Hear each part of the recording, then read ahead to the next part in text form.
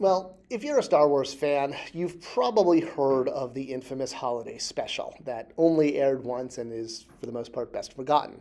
It is known as the first appearance of Boba Fett, more so also known as the origin of fighting the Frizzies at 11. If you're not familiar with that, that's from a newscaster in New York who was doing promo spots during the holiday special for an 11 o'clock news, and it wound up on a lot of the old videotape. So if you had the version of the videotape taken in New York, then you got to hear about fighting the Frizzies at 11. Not actually like that.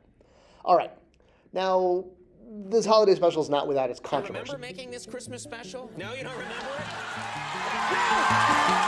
it? Yeah, with stars basically almost ignoring that they ever made it. Because honestly, it's horrible. It is not worth your time. People say, oh, check it out. There's much better holiday things to celebrate for Star Wars than watching the holiday special. In fact, there's been toys constantly, and that's actually what this is all about, holiday toys. You're probably saying, what? What do holiday toys have to do with the Star Wars holiday special? I mean, that's basically been buried and almost ignored. And Lucasfilm, Hasbro, has come up with a solution for holiday toys by redecoing Black Series. For those of us who did see it and, try to fondly remember the good parts, like the, all singing and dancing cantina scene or Chewbacca's Life Day celebration robes, the question that's been on a lot of people's minds are, why did this holiday special even happen? Well, like I said, it's all about the toys. A phone call from George, which usually meant Jane Bay, his assistant. I picked up the phone and go, hi, Jane. I'm like, good, it's George. Ooh. But no, he explained to me, do you realize when that came out, we'd been in the movie theater for almost a year and a half. It opened in the summer of 77. This is fall of 78. So George says, look, it's just a way to keep the merchandising fresh in people's minds, and it's really a favor to me for the merchandisers. I said, no. So yeah, that's actually exactly it. The plan was that the holiday special was going to be the next huge tentpole for Star Wars toys and was going to ignite a huge frenzy of people wanting to get action figures based on this new Star Wars content. I mean, the movie did so well, it seems like anything that was labeled Star Wars was going to sell toys. Now, this remained kind of buried for years until Action Figure Digest Tomart's Action Figure Digest ran a story in, I think it was late 95. Now, this was when Power of the Force 2 was coming out, so Star Wars news was big. Star Wars toy news was something that everyone was getting excited about again.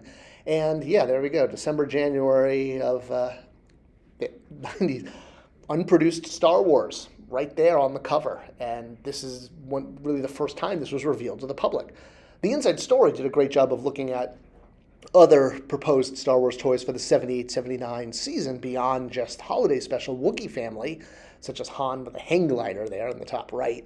And while none of this actually made it into production, the images of Chewbacca and Lumpy and his father, his wife, and his son, this was going to be proposed as the next big thing for Star Wars, and that the holiday special would be strong enough to carry toy sales at least until Empire Strikes Back and the sequel was ready.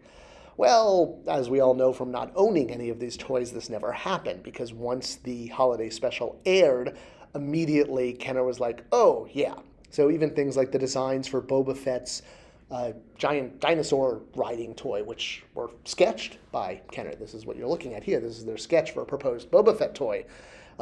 Never made it beyond the sketch, because very quickly it was noticed that the holiday special was not what everyone thought it would be. And basically George Lucas loaning his characters to the TV network and not being involved at all was essentially a death knell for the holiday special. So yeah, characters without George Lucas, not going to fly. But hope was there that toys would sell. Ironically, we do finally have an action figure from the holiday special. Well, not counting that first appearance Boba Fett. But yeah, Chewbacca and his Life Day robes finally coming out later this year, early next.